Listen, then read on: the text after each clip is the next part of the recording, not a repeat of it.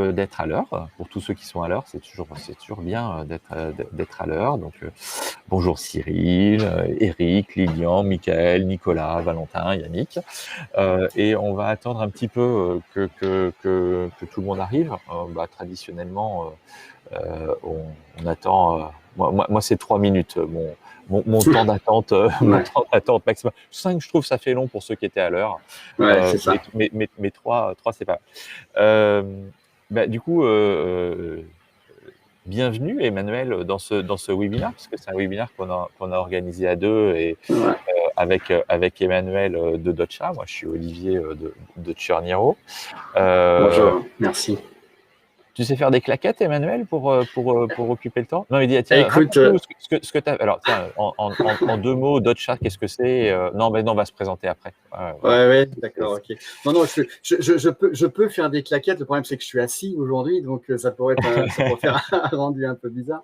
Mais c'est toujours un moment un peu spécial pour remercier tous ceux qui sont là à l'heure et puis quand même donner une chance à ceux qui ont un tout petit peu de retard de se présenter et d'être là dès le début et profiter de tout ce qu'on peut raconter. C'est toujours un peu un moment un peu bizarre. J'ai les mêmes problématiques que toi quand je fais des webinaires également de mon côté.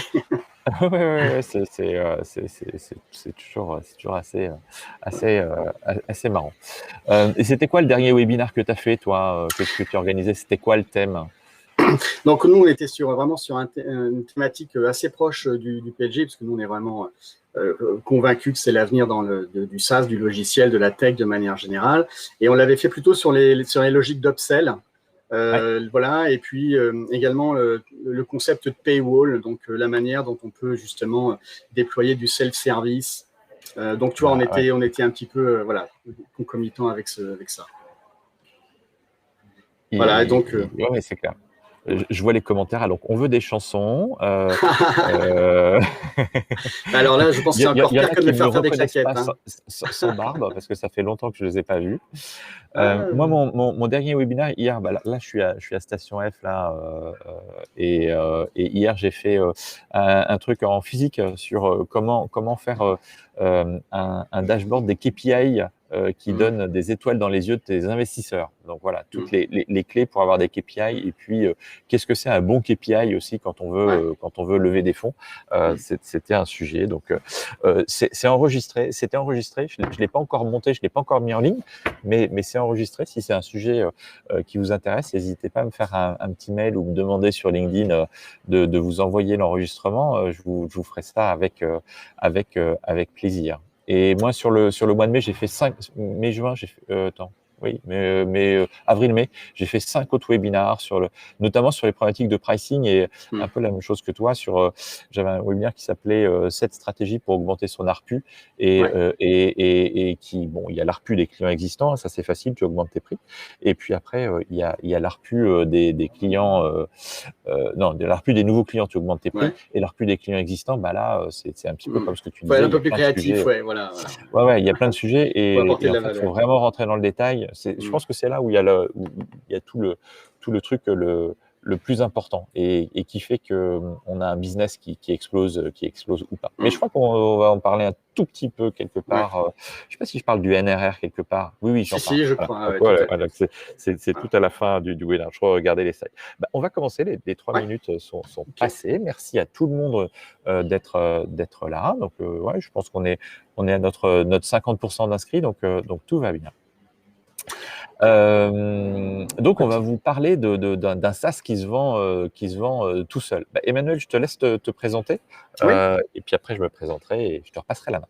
Ok, super. Écoute, merci Olivier. Merci déjà de co-animer ce webinaire avec moi, Olivier. Donc, bonjour à tous. Donc, moi, je suis Emmanuel. J'ai cofondé Dotcha avec un associé, Valentin, en 2020, début 2021. Voilà, donc Dotcha, on est une plateforme qui permet de gérer toute la monétisation des entreprises du SaaS qui vendent par abonnement, qui monétisent au travers de l'usage. Voilà, donc on est vraiment une plateforme de gestion et de monétisation des modèles économiques récurrents basés sur l'usage. On va du devis jusqu'à l'encaissement. Voilà, donc on est vraiment des spécialistes. Et notre particularité, c'est qu'on croit beaucoup aux stratégies PLG qui permettent de déployer de la monétisation en self-service, parce qu'on sait qu'aujourd'hui, dans le SaaS, c'est parfois un peu difficile d'aligner les coûts de commercialisation, les coûts d'acquisition avec les paniers moyens. Voilà. Donc, Dotcha, c'est ça notre rôle. C'est un gros sujet, quoi, hein. Et ne pas confondre une solution comme la tienne avec des outils de facturation récurrentes, tels qu'on peut avoir dans, je sais pas, Pennylen, Celle-ci ou des choses comme ça. Ça n'a rien à voir. Pour le coup, moi, j'avais bossé sur un sujet aussi d'outils de facturation qu'on n'a jamais sorti, mais qu'on avait développé pour nous en interne. Donc, moi, j'ai fondé 3-4 startups. La dernière, c'était Spread. C'était un outil marketing pour les e-commerçants pour faire de l'acquisition et de la fidélisation. Et on a été confronté à plein de problématiques de facturation notamment, mais aussi de croissance. Et en fait, moi, c'est sur la problématique de la croissance que j'ai fondé ma nouvelle startup depuis maintenant bientôt 1 an et demi, qui s'appelle Churniro. Et Churniro, on aide les entreprises qui font du revenu récurrent à aller chercher de la croissance en allant mieux cibler ses clients et en ciblant les clients qui sont rentables. Voilà donc le sujet. Donc le product-led growth, c'est complètement dans le sujet de créer de la rentabilité sur le client et c'est un truc qui est vraiment essentiel. Bah tiens, tu vas nous faire une petite introduction sur le product-led growth, Emmanuel. Oui, allez, écoute, ok, super. Alors peut-être juste pour commencer, il y a la possibilité quand même de poser des questions au travers de la plateforme. Donc, vous avez un petit bouton en bas à droite pour poser des questions. Avec Olivier, on y répondra bien sûr à la fin. Si nécessaire, on peut éventuellement faire un stop pendant la présentation. Mais comme on est sur un timing un petit peu serré, je pense qu'on collectera les questions et on y répondra le mieux possible. Mais en tout cas, pour sûr à la fin. Alors, le product-led growth, vraiment, ce qu'il faut comprendre, c'est un concept qui commence à être assez bien documenté. Mais ce qu'il faut comprendre, en fait, c'est que tout ce qui va vous permettre de faire de l'acquisition, de l'expansion, de la conversion, de la rétention de clients et de revenus, se fait principalement et majoritairement au travers des produits. Donc, la particularité du product-led growth, c'est qu'il place le produit au cœur de la chaîne de monétisation et de commercialisation. Donc, bien sûr, ça n'est pas forcément l'un ou l'autre, ce n'est pas où je vends au travers de mon produit ou je vends avec des commerciaux et des vendeurs, c'est bien sûr toujours des équilibres à trouver, mais la particularité du product-led growth et du PLG, c'est de considérer que le premier axe de monétisation, c'est le produit et qui donc c'est le premier vecteur de croissance du revenu. Alors, donc il y a justement là-dessus un certain nombre de piliers qui permettent de comprendre ce qui sous-tend de ces stratégies dites PLG. La première, c'est que le premier des piliers, c'est que le produit doit être conçu de manière à ce qu'il soit utilisé et pas seulement acheté. Donc, on conçoit le produit d'abord pour celui qui va l'utiliser de manière à ce qu'il ait une valeur qui soit instantanée. Donc, ça, c'est le deuxième pilier, une valeur qui est constatée immédiatement. L'engagement et l'expérience d'usage, en fait, précèdent la monétisation. Et puis, c'est bien sûr le troisième pilier de développer le produit en ayant en tête qu'il est un canal de monétisation et un canal de vente et un canal d'acquisition au même titre que d'autres canaux, marketing, et cold mailing, cold calling, etc., etc. Donc, vraiment, les piliers de la stratégie product-led growth, c'est le produit est au centre, mais il est surtout au centre de la chaîne de monétisation et de commercialisation. Donc, il faut un produit bien conçu. La valeur ajoutée, l'engagement doivent être telles qu'elles précèdent finalement la monétisation et ça devient ensuite plus facile de monétiser parce que la valeur est constatée et puis de faire en sorte que le produit soit lui-même un canal de commercialisation. Et ce qui était important de mettre en avant également ce matin sur ces mécaniques PLG, c'est que ce n'est pas un fantasme, ce n'est pas juste un nouveau concept. Des études, plein d'études menées par des VC, par des cabinets indépendants, démontrent que les entreprises qui se sont orientées vers ces modèles PLG, comme Zoom, comme HubSpot, comme Lemlist, comme Atlassian, Canva et d'autres, eh bien, en fait, surperforment le marché et font mieux que le marché dans tous les domaines, en matière de taux de croissance, en matière de rentabilité opérationnelle et même en matière de valorisation. Donc, on voit bien qu'au travers d'exemples comme celui de ces exemples-là, eh bien, que le PLG, c'est un moyen aujourd'hui de croître de manière plus saine et plus rapide et plus rentable dans le domaine du logiciel et du SaaS notamment. Voilà. Alors, ce qui nous a paru intéressant, c'est qu'on a fait un petit peu de théorie rapidement là. C'était bien aussi de mettre ça en rapport avec un exemple, un cas concret. Donc, Zoom, c'est vraiment l'exemple que tout le monde, à mon avis, connaît, l'exemple parfait d'une croissance exponentielle pilotée par le produit. Et en fait, leur croissance, elle a été véritablement possible grâce à 3 grands facteurs en dehors du Covid. Donc, il y a parfois des facteurs extérieurs qui aident, bien entendu, heureusement quand même. Mais là, en l'occurrence, Zoom, de toute façon, on a profité encore plus que tous les autres. Pourquoi ? Parce qu'en matière d'acquisition, ils ont réussi à créer un processus d'acquisition avec 0 friction, en déployant un excellent produit qui a délivré une valeur immédiate. Tout le monde a dit Zoom, c'est super, ça marche super, il n'y a pas de problème de son, les images sont nickel. Donc voilà, donc déjà la première chose, si on a fabriqué un produit, sans friction pour démarrer, pas besoin de payer tout de suite, 45 minutes gratuites, dont on constate immédiatement la valeur. Et ils ont su ensuite étendre et générer du revenu grâce à ça, au travers de ce produit, justement, en monétisant au travers des paywalls intégrés à l'application, des fonctionnalités plus avancées. Donc, en fait, finalement, c'est même devenu assez naturel pour les gens qui avaient commencé à goûter à Zoom de continuer à utiliser Zoom et de prendre plus de valeur, plus de fonctionnalités, plus d'utilisateurs, de mettre en place des équipes qui utilisent Zoom, etc., etc. Et en fait, ils ont fait en sorte, là aussi, que ce soit très simple, que ça se fasse directement au travers de l'application grâce à des paywalls intégrés aux applications. Et puis, ce qu'ils ont également su faire, c'est qu'une fois qu'ils ont globalement généré de l'acquisition et qu'ils ont commencé à monétiser, c'est de savoir retenir ces clients et même d'étendre les usages de leurs clients grâce à des intégrations à très forte valeur ajoutée. Donc, en fait, ils ne se sont pas juste posé la question de à quoi sert Zoom, mais dans quel contexte d'usage Zoom apporte le plus de valeur. Et ils ont bien compris qu'il fallait s'interfacer avec des CRM, s'interfacer avec des plateformes de gestion des appels téléphoniques, etc. Donc, voilà. Donc, un exemple concret de stratégie PLG réussie qui délivre des valorisations exponentielles, une excellente rentabilité opérationnelle et une croissance de revenus, c'est vraiment celle de Zoom. Olivier, et pour vous, l'assistance. Et donc, ce qu'on voit bien quand même, et c'est là où, à mon avis, c'est intéressant que tu sois là aujourd'hui, Olivier, c'est qu'on parle beaucoup de monétisation.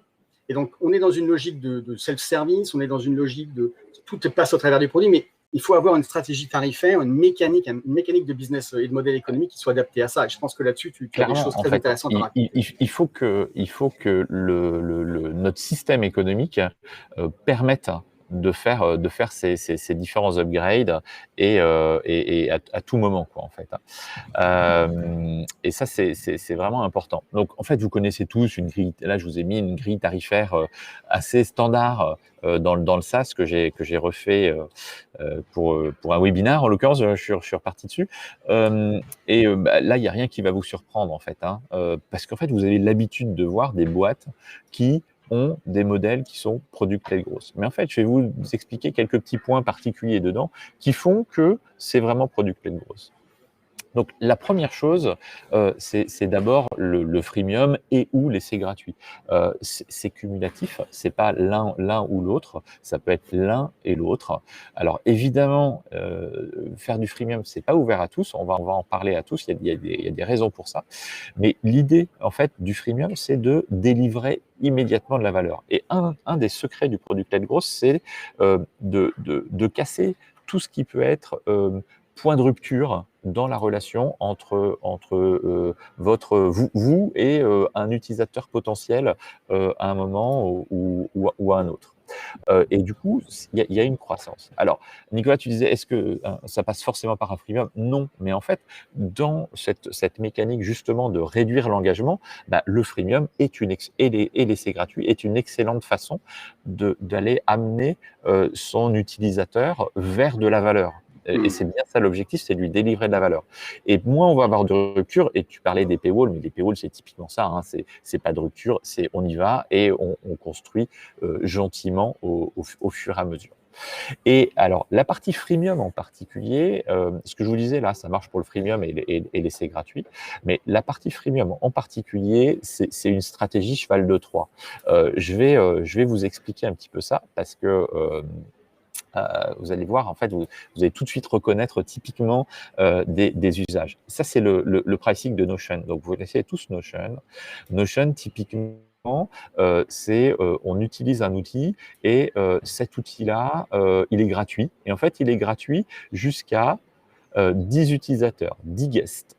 Et à partir du moment où vous allez passer ces 10 guests, et en fait, vous allez devoir passer sur 8 € par utilisateur. Donc, tout de suite, on passe à un panier moyen qui va être de 80 €. Et puis, il va y avoir la même chose derrière, et on va continuer et on va repasser sur un niveau d'utilisateur, un niveau supérieur de paiement par utilisateur. Donc, ça, c'est vraiment la stratégie cheval de Troie. Et il y a plein de boîtes qui font ça maintenant. C'est vraiment complètement typique. C'est une stratégie d'acquisition bottom-up. On fait d'abord rentrer les utilisateurs et après on fait payer le patron parce qu'en fait les utilisateurs l'utilisent et c'est intéressant. Donc ça, c'est typiquement une stratégie product-led growth. Deuxième clé en fait du PLG, c'est avoir plusieurs plans. Alors ça, c'est super important, c'est-à-dire qu'il faut avoir la possibilité d'upseller l'utilisateur, de le faire payer plus cher, parce que sinon, ben, vous n'allez pas avoir de croissance. Et là, l'idée, c'est au fur et à mesure que l'utilisateur va maturer son usage. Alors, moi, avant, je faisais tourner Spread, qui était une solution marketing pour les commerçants, et là, on est typiquement sur ça, en fait. Au début, la maturité des gens qui font du marketing est somme toute assez légère. On fait de l'inscription newsletter, on envoie des newsletters, en gros. Et puis après, ben, on se dit, OK, mais je voudrais aller un peu plus vite, je voudrais faire un peu plus d'acquisition, je voudrais faire un peu plus d'engagement. Donc là, on va avoir des fonctionnalités un peu plus avancées, où on va avoir des mécaniques de jeu, de gamification en avant-vente, des mécaniques de fidélisation, donc des trucs qui vont être un petit peu plus réfléchis. Et voilà, l'idée, c'est au fur et à mesure que l'utilisateur il avance, on se dit, OK, ben, en fait, il n'y a pas de problème, tu peux faire ça, regarde, c'est déjà dans ton application, juste il faut que tu appuies sur le bouton pour dire OK, je paye pour mettre en place ça. Et donc, bah, il faut arriver à trouver comment découper son produit par rapport à ses niveaux de maturité d'utilisation et même un petit peu plus sur d'autres choses. Et là, c'est intéressant ce que tu dis. Excuse-moi, Olivier, je t'interromps. Ce qui est très important, ce que tu dis, parce que ce que ça montre, c'est que le PLG, il faut, pour bien y arriver, pour bien réussir, il faut bien connaître ses clients et bien connaître les pain points de vos clients pour délivrer une valeur et valoriser cette réponse aux pain points. Il faut aussi analyser l'usage, en fait. Hein. C'est hyper important d'analyser l'usage. Donc ça, c'est le pricing de Airtable. Et on va regarder Airtable. Alors, bon, ils sont complètement aussi sur l'approche cheval de Troie, hein, c'est exactement la même chose. Mais là, l'objectif, c'est de regarder un petit peu autre chose, comment ils font pour faire passer l'utilisateur à 10 ou 20 euros. Et en fait, là, ça va vraiment être une question de maturité aussi. Là, il y a 3 facteurs qui rentrent en ligne de compte. Des extensions, donc c'est des plugins, des synchronisations externes et des nombres d'enregistrements dans la base de données. Et donc, évidemment, plus on utilise d'intégration, de synchronisation, plus on a un usage mature de l'outil. Plus on a du volume, pareil, plus on a un usage mature. 5000 enregistrements, ça commence à être déjà pas mal. Hein. Imaginez un tableau Excel avec 5000 lignes, c'est déjà un beau tableau Excel. Et après, bah, on va aller plus loin et on va aller chercher à upseller l'utilisateur. Et de l'un à l'autre, on y va sec, hein, on double le prix quand même. Hein. Donc voilà, c'est quand même ça, c'est l'objectif.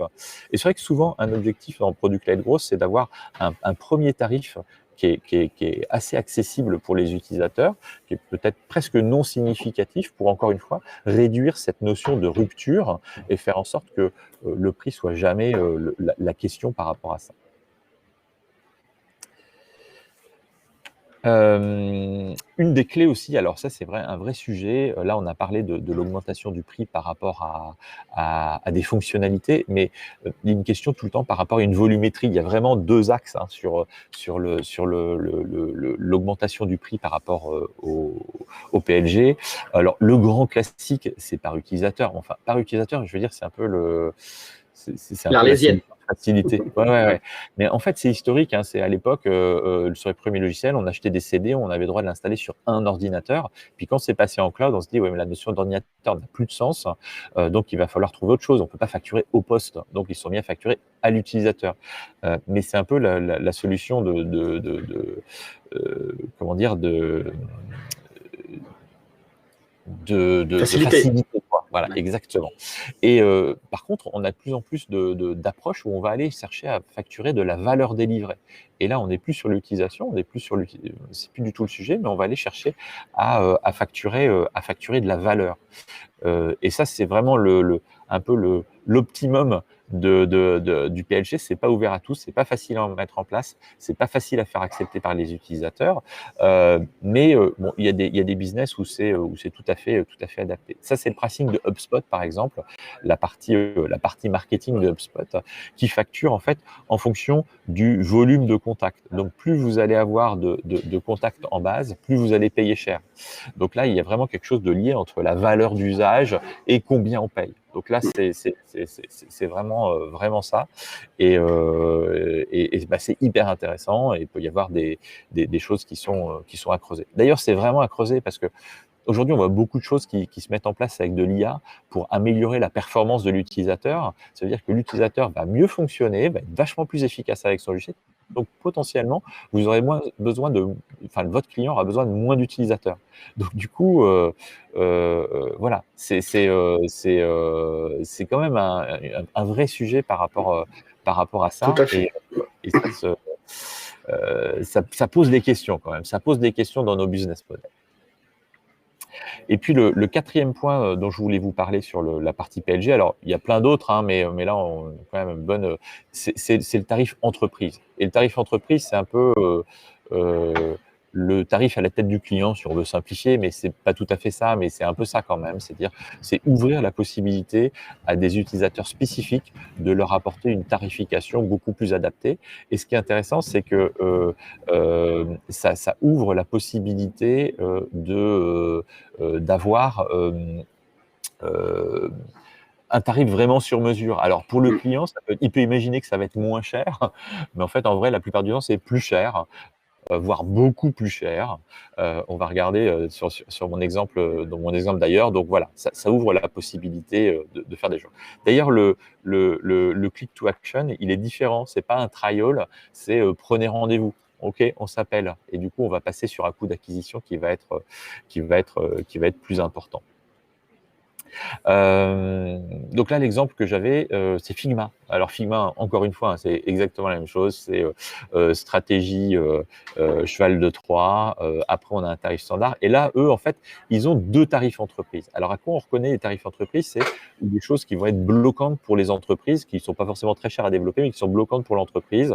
Donc de l'authentification unifiée, de la facturation spécifique. Voilà, ça, c'est des trucs que typiquement les entreprises demandent. Des restrictions de sécurité, encore un petit peu de sécurité, du contrôle d'accès un petit peu spécifique. Donc ça, c'est vraiment typiquement les fonctionnalités qu'on met dans les tarifs entreprises où les entreprises sont obligées de payer pour.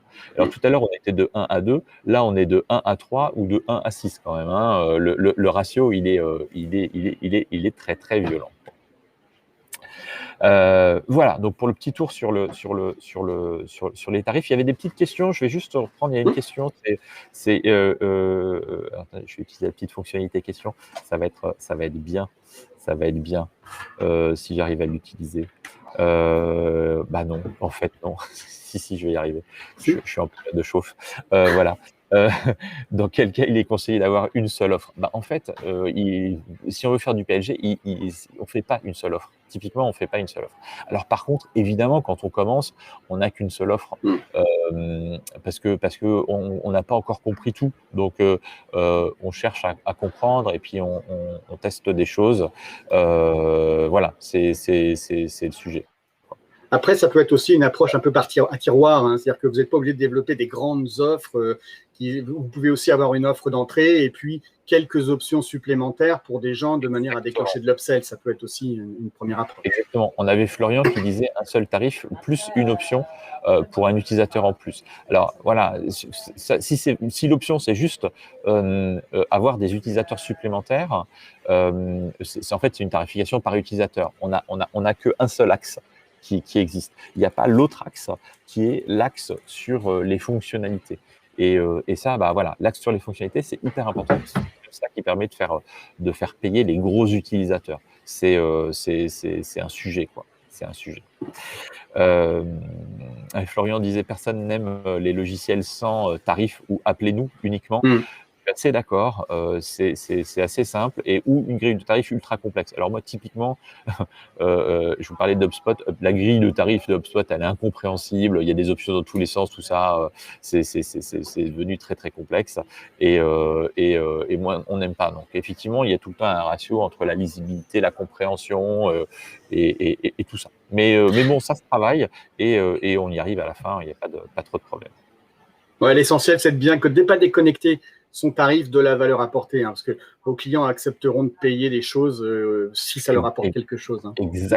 Exactement. Mais de toute façon, moi perso, je trouve que c'est toute la clé du product-led growth et de toutes les problématiques de tarification derrière.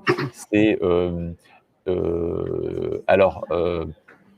prendre le max de pognon, si je dis de façon basique, mais en fait, prendre le max de pognon, c'est aligner la valeur délivrée au prix payé. Voilà, c'est ça le sujet. Donc, un client à qui vous allez délivrer beaucoup de valeur, il va avoir aucun problème pour vous payer très cher. Et souvent au début, quand on a un seul tarif, en fait, on mesure pas ça et il y a une difficulté à la compréhension. Ouais, et c'est aussi important de comprendre qu'un tarif qui est lisible, c'est aussi un tarif qu'on peut automatiser et dont on peut automatiser le traitement.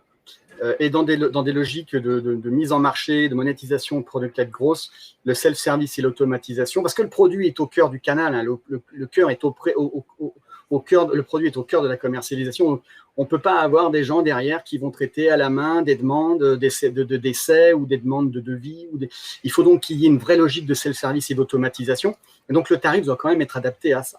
Alors, c'est pour ça que, globalement, lorsque on décide d'aller dans une logique de PLG, qu'on souhaite trouver un moyen, entre guillemets, ou qu'on dit, nous, notre accroche, qu'un SaaS est capable de se vendre tout seul, c'est parce qu'il y a aujourd'hui des technologies et des moyens qui permettent d'automatiser l'ensemble de la chaîne, depuis l'acquisition jusqu'à la facturation, l'encaissement de vos utilisateurs, de vos clients. Voilà. Et il y a un outil central dans les stratégies PLG, c'est le paywall, on en a beaucoup entendu parler.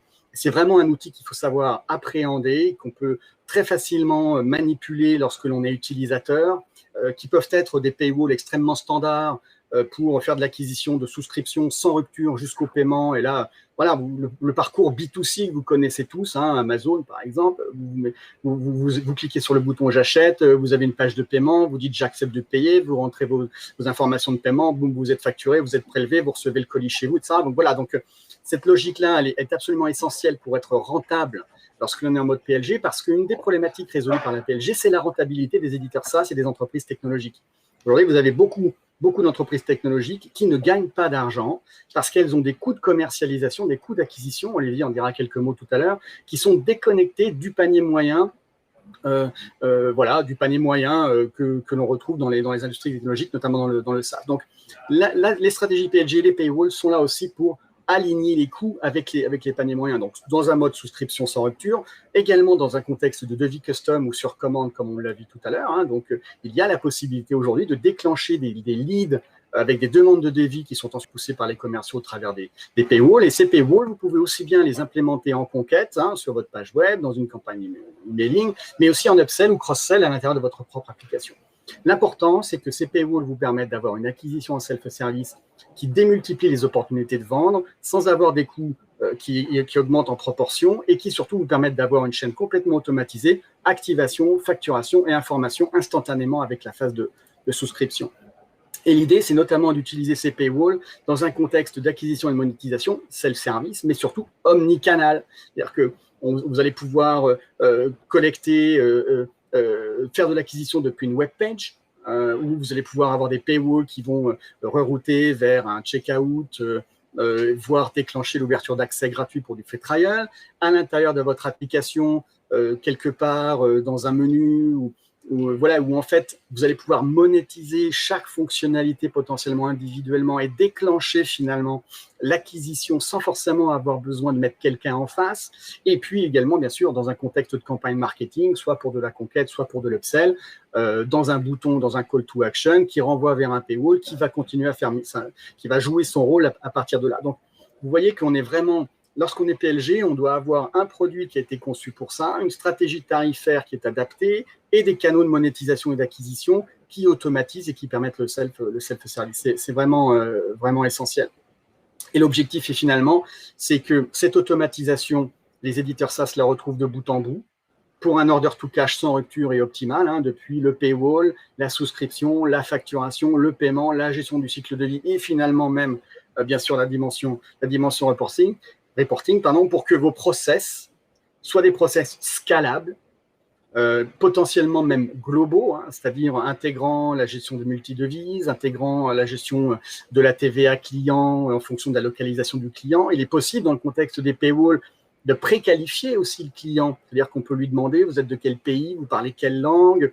de manière à ce que derrière, vous puissiez déclencher très simplement des workflows adaptés en fonction de ce contexte-là. Donc, nous, c'est des choses qu'on sait faire, par exemple, chez Dotcha. Hein. Nos paywalls permettent d'aller jusqu'à ce degré de complexité, de degré de personnalisation et d'automatisation. L'idée, c'est que grâce à ces stratégies, vous puissiez scaler de façon rentable en maintenant une conformité légale et fiscale garantie. Et puis, bien sûr, parce que à partir du moment où, alors c'est important qu'on le dit à chaque fois avec Olivier, mais c'est pas forcément l'un ou l'autre. C'est-à-dire que c'est pas forcément que du PLG. Vous oubliez les vendeurs. On a quand même toujours besoin de C'est commerciaux. cumulatif, Voilà, sûr. exactement. Mais l'intérêt, c'est que on arrive à dégager du temps pour que ces équipes-là se consacrent à la relation et pas à tout ce qui finalement ne sert pas la relation, ne sert pas la croissance, ne sert pas la réalité du business. Donc ça, c'est vraiment important de l'avoir bien noté. Donc la logique, elle est là, hein, c'est que pour avoir un SaaS qui se vend tout seul, il faut avoir un produit qu'on a pensé pour ça, dont on fait un canal de distribution avec une tarification progressive, flexible, comme l'a expliqué Olivier, et des processus qui peuvent être automatisés derrière, grâce notamment aux paywalls et au checkout. C'est vraiment le non-événement, en fait. L'évolution de tarif, il faut vraiment que ce soit un non-événement. Et c'est vraiment ce qui fait la différence sur plein de choses. Et d'ailleurs, un non-événement en interne ou en externe, peu importe. C'est-à-dire que pour le client, ça doit être un non-événement. Il dit, OK, tiens, j'active ma fonctionnalité à 10 € en plus par mois. Ça lui fait un petit prorata, ça lui fait automatiquement le truc. Il n'a même pas besoin de sortir sa carte bancaire et roule. C'est fait, c'est dans la poche, quoi. Mais il faut aussi être sympa et il faut aussi que la désactivation de la fonctionnalité soit aussi un non-événement. Sinon, c'est du dark pattern, quoi. Hein. Je suis d'accord. Et en fait, souvent sur les problématiques de PLG, eh bien, on a des soucis de ce sens-là. On n'a pas l'outil qui permet de le faire, en fait. Et en fait, ça freine beaucoup quand on n'a pas l'outil qui permet de faire ça. Alors, il y a des petites questions qui sont posées. Ouais. Je ne sais pas faire fonctionner l'outil question. Je vais te le faire. Je m'en occupe. Je te les affiche. Tiens, on va prendre celle-là. C'est la plus simple. Enfin, c'est la plus simple. Non, c'est pas la plus simple. Elle est pas simple. Comment faire lorsque l'utilisateur n'est pas le payeur? Oui, donc ça, c'est vraiment une des problématiques qui peut vite se poser. Alors, c'est facile quand on est dans des logiques d'offres. On utilise l'application gratuitement. En fait, ce qu'il faut comprendre, c'est que le paywall, il est là pour résoudre cette problématique-là. Derrière le paywall, il y a un workflow. Ce workflow, il doit permettre d'identifier quel est le contact de facturation, qui va être la personne qui paie, et à partir de ce moment-là, finalement, de créer cette jointure entre celui qui utilise et celui qui va effectivement payer. Alors, on peut être, lorsqu'on est nous, on a des clients qui sont dans des processus où quand ils veulent renouveler de toute façon, ou quand ils veulent faire de l'upsell, de toute façon, il faut qu'ils passent par une logique de bon de commande. Donc, les paywalls qui passent par une demande de devis ou une demande d'offre permettent, au final, dans le contexte de ces workflows, de se raccrocher avec le workflow d'approbation côté client, donc ça peut être ça, ou ça peut être également dans le contexte du paywall, d'indiquer qui est l'entité ou qui est le contact qui doit être le gestionnaire du compte. Voilà. Donc c'est toujours un petit peu cas par cas, mais c'est pas forcément aujourd'hui, en tout cas avec les technologies que des entreprises comme Dutcha peuvent apporter, un point de blocage. Alors Nicolas demandait en fait comment on articule avec les vendeurs ou pas. Cependant, les vendeurs n'interviennent pas dans les premières offres, non, ils interviennent sur la demande de devis ou sur l'upsell. Alors en fait, il y a deux tracks en parallèle. Il y a d'un côté le sales-led, donc avec des commerciaux qui vont aller prospecter, faire un devis, faire signer le devis et engager le client. De l'autre côté, on peut avoir le trial avec l'essai gratuit où le client il y va et à la fin il peut entre guillemets faire son devis tout seul et accepter tout seul son truc. Mais en fait c'est pas complètement imperméable dans les deux. C'est-à-dire que à un moment pour un client qu'on va détecter un peu plus grand compte, on va dire bah tiens celui-là c'est plutôt un grand compte, il va être tout seul et ça va pas le faire sur le trial et il va falloir trouver une solution pour l'aider. Donc on va avoir un commercial qui va l'appeler, qui va le guider. Soit il va finir par signer tout seul, soit il va avoir un devis effectivement. Mais un devis, ça fait partie des trucs où il y a un gros step d'engagement, quoi. On n'est pas en PLG sur le mode devis. Enfin, c'est compliqué, quoi. C'est compliqué. Ouais, sur les gros paniers, il y a toujours un peu de psychologie. Ouais. Mais ça peut être un commercial qui appelle pour rassurer et puis pour faire en sorte qu'il allez-y, mettez votre carte bancaire, il n'y a pas de souci. Enfin, il y a plein d'options possibles sur tout ça. Surtout après, que vous pouvez mixer. Excuse-moi Olivier, pardon, je t'écoute. Non, vas-y, vous pouvez mixer. Non, je disais qu'on connaît également des cas où le commercial fait sa démarche d'acquisition, mais l'upsell, par exemple, sur des paniers plus petits, se fait au travers de paywall. C'est aussi, parfois, on arrive à combiner les deux sans forcément les opposer, comme tu le disais. complètement. Et après sur la démarche, alors souvent dans le SaaS, on a des commerciaux qui ne font que la partie chasse et qui s'occupent que d'aller signer des contrats. Et après, tout ce qui va être upsell dans l'organisation, ça va être géré par la partie CSM, ou alors soit on a des CSM qui font tout, soit on a des CSM qui font plutôt l'accompagnement, et en plus on va avoir des account managers qui eux s'occupent de suivre le contrat, de voir s'il a besoin d'utilisateurs en plus, d'options en plus, voilà. Donc c'est plutôt le sujet par rapport à ça, l'organisation qui se met en place. Donc, mais l'idéal effectivement, c'est d'éviter le devis, parce que le devis c'est long et c'est cher à faire, quoi, en fait, hein. Donc voilà, c'est éviter. Alors, Michael disait, sur une méthode de vente pas très PLG, mais plutôt sur un système commercial, devis, inscription, est-ce que Dosha permet de créer des liens de paiement sur mesure avec une tarification à la carte? Oui. Je pense que oui, hein. Voilà. Tu fais les devis complètement classiques dans Dosha, en fait, aussi. On fait les devis classiques parce qu'on a historiquement, mais aujourd'hui, en fait, on est plutôt dans une logique. Oui, c'est un besoin. Donc voilà, donc on fait les devis historiquement, et aujourd'hui on fait exactement ce cas de figure où on peut digitaliser complètement le devis, coopérer avec le client sur le devis et le faire accepter au travers du paywall. Voilà, tout à fait. Donc oui, on sait faire super, hein. Moi, tu vois, chez Spread, on n'avait pas ça. Notre solution, en fait, on saisissait le contrat qu'une fois qu'il était signé, et donc on faisait toute la partie en amont dans Word, enfin dans Page sur Mac, mais peu importe. Et c'était géré à la main. Alors ça fonctionnait, hein, mais c'est encore mieux quand c'est activé directement, surtout si tu connectes les API et que le provisioning se fait automatiquement. Et dans ce cas-là, on peut avoir un truc qui soit full automatisé, c'est-à-dire que le commercial fait le devis, le devis correspond directement aussi à des options, à ce qui a été défini avec le client signe, et hop, ça va directement créer les comptes, lancer la première facturation. Enfin, souvent commercialement, il y a toujours un problème d'alignement entre le produit vendu et le produit délivré. C'est un gros classique. Alors moi, j'ai bossé à la main pour faire ça, mais faire les devis directement dans l'outil de facturation, bah, ça c'est l'idéal, quoi, carrément.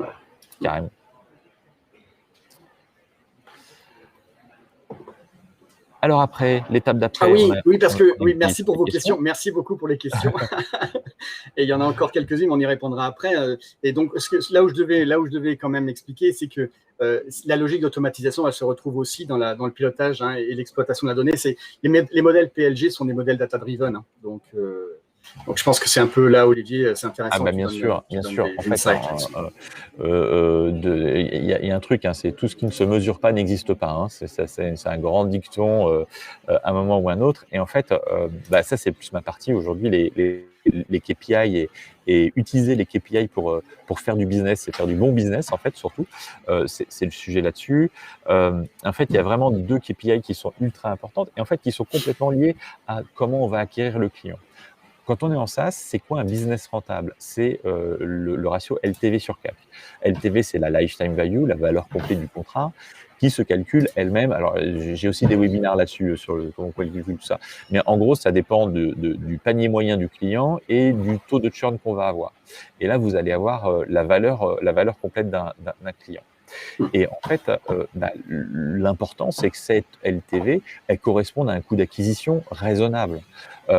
Et c'est pour ça qu'il y a tout le temps 2 tracks en self-service et en sales-led, donc product-led, sales-led, parce qu'en fait, quand on va avoir des commerciaux, ça coûte cher, des commerciaux. Ça coûte très cher. On évite un coût d'acquisition à 1 millier d'euros, quoi. Donc derrière, il faut rentabiliser le truc. Donc il faut avoir une LTV qui va être très suffisante pour amortir ces coûts d'acquisition. Et de l'autre côté, quand on va être en self-service, ça va être moins cher. Donc du coup, l'intérêt d'orienter les petits clients vers du self-service et les gros clients vers du sales-led. Et d'ailleurs, quand on voit la tarification entreprise, dans ce que je vous ai montré au début, c'est typiquement ça. C'est un client qui est plus gros, on va le récupérer, on va le servir de façon beaucoup plus qualitative. Et ça, c'est ultra important. Donc, ce ratio-là, les investisseurs considèrent qu'il doit être... puis c'est pas que les investisseurs, hein, c'est votre banque aussi, va considérer que ça sera mieux si c'est supérieur à 3. Hein. Ça, c'est clair. Si c'est 4, c'est vraiment bien, vous avez un business super cool. Si c'est 5, bah là, c'est un peu la fête. Et là, vous pouvez aller voir n'importe quel investisseur, il va investir chez vous, quoi. Il n'y a pas de souci. Donc ça, c'est le premier indicateur important à suivre pour voir si votre stratégie sales-led, du coup, plutôt en amont, donc sur la partie acquisition, fonctionne. Et après, il y en a un deuxième, et le deuxième, c'est le NRR. Donc le NRR, c'est pas le MRR. Le MRR, c'est le Monthly Recurring Revenue, c'est le revenu récurrent mensuel, mais le NRR, c'est le Net Revenue Retention, c'est le pourcentage de revenus que vous allez garder de mois en mois, sans compter les nouveaux clients, mais en comptant les clients que vous avez perdus. C'est en gros, est-ce que l'accroissement du business existant va compenser les pertes de clients? Et alors là, on est 300% product-led, quoi. C'est vraiment, vraiment, vraiment le sujet. Et tout ce qu'on a dit avant concourt à faire en sorte que ce NRR soit supérieur à 100%. C'est super important ça, parce que c'est là où on a vraiment les startups qui décollent. Toute la liste des startups que tu as mis au début, Emmanuel, ils ont du NRR supérieur à 100%. Ils ont voire du NRR à 110%, à 120%. Enfin, quand on est à 110%, ça veut dire que le revenu est multiplié par 2 en 5 ans. C'est énorme, hein. C'est vraiment, vraiment énorme. Donc, du coup, bah, faut travailler pour ça, il faut organiser ça. Et donc, pour mesurer l'impact de notre stratégie product-led, eh ben, le NRR est un excellent indicateur parce que c'est celui qui va vous dire à la fin si ça fonctionne ou pas. Alors évidemment, il y a plein d'autres indicateurs à mettre en place en dessous, dans le détail pour creuser tout ça, mais c'est vraiment l'indicateur à surveiller et à calculer. Ouais, non, ça m'inspire ce que tu dis, c'est pour ça. Profite, exprime. Non, ouais, je pense que vraiment, mais en fait, je me rends compte que c'est un peu paraphrasé et redit, mais vraiment être PLG, c'est data-driven. Il faut maîtriser ses KPI et pouvoir être constamment en situation de réaligner son approche. Hein, et justement, parce que le produit, les paywalls sont des outils très flexibles et hautement technologiques, c'est ensuite facile ensuite de réorienter sa stratégie, de tester de nouvelles offres, de nouvelles approches. Donc, quand on n'a pas de données, on a du mal à bénéficier de tous les attraits du modèle. En fait. Ouais, et puis faut tester les choses, hein. C'est vrai que on n'en a pas parlé, mais c'est vraiment product-led. De toute façon, c'est une stratégie où on teste tout. On teste. Donc tester, ça veut dire on met en place des choses, ou on fait semblant de mettre en place des choses, et on les enlève à un moment aussi si ça marche pas. C'est vraiment un truc où faut aller avancer, reculer, etc. Moi, chez Spread, ma précédente startup, pour un peu pour l'histoire, on avait échangé 10 fois de pricing. Donc 10 fois de pricing en 10 ans. Hein, dont je vais vous dire au moins 3 à 4 fois de façon sévère, quoi. Vraiment, vraiment de façon très, très importante. Donc, faut tester. Et en fait, c'est grâce à ça. Moi, je suis passé d'un ARPU de 35 € à un ARPU de 350 €. On a multiplié par 10 l'ARPU. Donc, évidemment, l'impact sur le revenu, il est conséquent. Et c'est grâce à ça qu'on a réussi à faire 2 millions d'ARR. Hein. On n'aurait pas fait ça, on n'aurait jamais réussi parce que on n'aurait pas pu faire une stratégie de volume sur des sujets comme ça. Donc, il faut vraiment aller chercher la valeur et aller faire payer les clients sur le bon montant, quoi. Et il y a des grands moments qui, je pense que il y a des moments dans le PLG qu'il faut savoir attraper et savoir aussi avoir une approche un petit peu ajustée en fonction de ces moments. Je pense que c'est important, c'est pas mal que tu les rappelles, Olivier, parce que je crois qu'on se dit, il y a l'acquisition, il y a l'upsell, mais il n'y a pas que ça. Non, mais c'est vrai que le PLG, c'est vraiment sur l'intégralité du cycle de vie du client. Ça, c'est aussi un truc qu'on doit intégrer. Il ne faut pas du tout réduire le PLG au freemium, par exemple. Hein, ça n'a aucun sens. Et je veux dire, même si on n'a pas une stratégie self-service et si on fait une stratégie sales-led, ça n'empêche pas d'avoir une stratégie PLG derrière, quoi. C'est pas du tout un problème, pas du tout lié à ça. Emmanuel, tu disais, le bouton, le paywall, ça peut être demander un devis. Donc, c'est pas tellement l'aspect self-service qui est important. Alors évidemment, si en self-service c'est mieux, ça fonctionne mieux, tant mieux. Mais tout n'est pas adapté au self-service.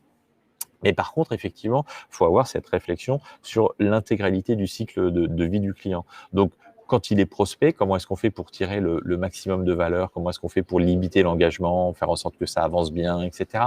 L'onboarding, alors l'onboarding, c'est essentiel en PLG, hein. C'est vraiment un truc stratégique. D'ailleurs, si vous regardez un peu toute la documentation sur le PLG, il y a beaucoup de choses où on parle d'onboarding. Ça, c'est ultra important, quoi. Donc, l'objectif, quand on est dans l'onboarding, ça va être de travailler les deux axes. Ça va être de faire en sorte que on ait développé l'usage maximum par rapport aux clients actuels, en termes de volume, en termes de nombre d'utilisateurs, mais en termes de fonctionnalités utilisées aussi. Donc ça, c'est vraiment le sujet. Donc, il peut y avoir des problèmes de connexion, d'intégration, etc., quoi. Et une fois l'onboarding fait, en fait, après, il y a la partie utilisation quand le client est en run sur le produit. Et là, l'objectif des CSM, ça va être de développer la maturité de l'utilisateur pour faire en sorte qu'il ait besoin des nouvelles fonctionnalités. Et c'est pas lui vendre les nouvelles fonctionnalités, c'est pas « Ah, ça serait bien si vous faisiez ça ». En fait, c'est l'éduquer et faire en sorte qu'il avance par rapport à ça. Après, dans la vie du client, à un moment, on le perd. Et là, en fait, c'est assez drôle, mais le moment où on le perd, moi, je considère qu'il n'y a pas grand-chose à faire. C'est s'il part, il a ses propres raisons. C'est intéressant de les comprendre, évidemment. Il a une notion d'étude produit classique à faire, de discovery produit, comprendre pourquoi il est parti. Mais en fait, surtout, il faut bien cibler les clients. Il faut prendre des clients qui sont calés par rapport à la valeur qu'on délivre et qui vont être contents de la valeur qu'on leur délivre. Et du coup, on remonte en amont, c'est marrant, mais on remonte en amont et ça, c'est important. Et puis, en fait, il y a souvent un moment qu'on oublie et ça peut aussi être product-led, ça peut être des automations, etc. C'est toute la partie réactivation. Parce qu'en fait, quand on étudie pourquoi les clients partent, en fait, mais il y en a 10% qui vont partir parce qu'ils ne sont pas contents du produit, mais en fait, 90%, ils ne partent pas parce qu'ils ne sont pas contents du produit. Donc, ça veut dire qu'ils peuvent revenir. C'est une bonne nouvelle, en fait. Donc, tout ça, il faut les étudier, il faut les qualifier quand ils partent, de savoir pourquoi est-ce qu'ils partent. Et en fonction de ça, on va mettre des scénarios derrière pour aller les réengager, quoi, typiquement. Voilà, donc tous les moments sur la partie onboarding et sur pourquoi il faut avoir une vision complètement sur la durée. Et ce qui veut dire que dans l'entreprise, la vision PLG doit être transverse aussi. Et ça, c'est ultra important. Faut arriver à infuser cette vision globale dans l'entreprise pour que on y voit clair en entier, quoi. Tout à fait, je suis bien d'accord. Donc, il n'y a pas grand-chose à rajouter. Alors, je ne sais pas, pour moi, à mon avis, il y a un... Ah, pardon, oui, tu voulais passer aux questions? Non, mais oui, il y avait une petite question qui était... donc, on parlait par exemple sur l'onboarding, je disais que c'est un vrai sujet pour le PLG. Donc là, il y a un guide tour n'est-il pas plus adapté qu'une vidéo pour l'onboarding, car la mise à jour des vidéos au fur et à mesure. Ah ouais, voilà, ça c'est sûr. Donc ça, c'est le contenu qu'on fournit au départ. Typiquement, on fait des vidéos de démo et le produit, comme il évolue vite, la vidéo de démo, elle peut être un peu bizarre. Donc, faut regarder, faut essayer ça. Le guided tour, c'est pas mal. Mais c'est pas toujours suffisant, en fait. Donc moi, je suis plutôt pour faire tout. Mais bon, voilà, c'est plutôt mon approche. Mais c'est chronophage, hein. Donc le guided tour, faut qu'il soit bien fait aussi. Donc vous savez, le guided tour, c'est ce truc en fait où on a des petites fenêtres qui s'affichent à côté des fonctionnalités et on explique. Et en fait, un des sujets sur le guided tour, c'est justement qu'on ne doit pas vendre des fonctionnalités, on doit vendre de l'usage et de la valeur délivrée. Et ça, c'est un vrai sujet sur comment on fait tout ça. Typiquement, sur l'onboarding, il y a un truc qui est... Alors, Slack le fait, par exemple, Notion aussi, beaucoup de produits le font, c'est on s'inscrit, et dès qu'on s'inscrit, ils vous demandent d'inviter des collaborateurs et des gens à travailler avec vous. Et voilà, ça, c'est typiquement le sujet, quoi.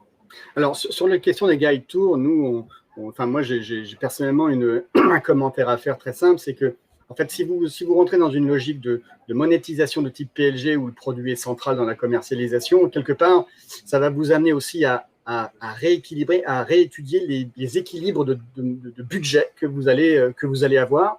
Peut-être qu'avant, vous mettiez beaucoup d'argent dans de la publicité d'une certaine manière. Et bien cet argent, vous allez peut-être plutôt le réorienter sur une meilleure documentation au sein du produit, un guide tour au sein du produit. En fait, ce qu'il faut comprendre, c'est qu'il y a un changement de paradigme en matière de logique marketing et commerciale. C'est-à-dire que le produit doit être un outil qui vend. Et donc, ça veut dire que le guide tour peut devenir central. Ça peut nécessiter des mises à jour régulières à ça, mais peut-être que c'est le meilleur investissement pour vous comparativement à acheter du SEO, du SEA ou faire de la pub payante. Bref, donc ce que je voulais juste vous dire, c'est qu'il faut repenser l'allocation des budgets pour vous dire où est-ce qu'il doit être dépensé mon argent pour que justement je puisse avoir plus d'automatisation, plus de self-service, plus de valeur distribuée au travers du produit, au travers du produit, au travers du produit. C'est pour ça qu'au début, je disais, il faut bien comprendre qu'il y a des investissements à faire en termes de produits qui sont plus uniquement fonctionnels, mais qui sont aussi d'un point de vue commercial et marketing.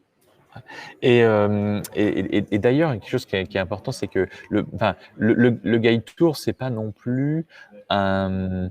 Il ne faut pas que ce soit un pansement sur une jambe de bois. C'est-à-dire que le product led, c'est dans le produit dans son intégralité où on doit avoir une réflexion. C'est-à-dire qu'il y a peut-être des wizards à intégrer dans le truc. Il y a tout le temps des problématiques d'UX, donc tout ce qui est assistant à l'onboarding, tout ça. Enfin, il y a vraiment des choses qui peuvent être assez profondes dans le produit pour aller jusqu'à ce genre de choses là, quoi.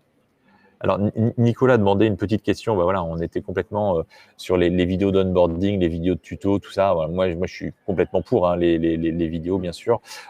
Pour moi, c'est essentiel d'avoir toute une documentation et qui va être disponible sous des formats différents parce que, les utilisateurs ont des appétences différentes au contenu. Il y en a qui vont préférer avoir des vidéos courtes, il y en a qui vont préférer avoir des vidéos longues, il y en a d'autres qui vont préférer avoir des bulles d'aide, il y en a d'autres qui vont préférer avoir un guide. Voilà, enfin, il y a plein de sortes d'utilisateurs et en fait, le problème, c'est qu'il faut un peu faire tous les contenus et tous les formats. C'est un peu pénible à gérer, mais bon, voilà, on essaye de faire au mieux. La documentation sera jamais exhaustive. Mais pour moi, en fait, quand il y a besoin de documentation, c'est que souvent, l'ergonomie du produit, il y a un problème. Donc, faut toujours réfléchir aussi comme ça.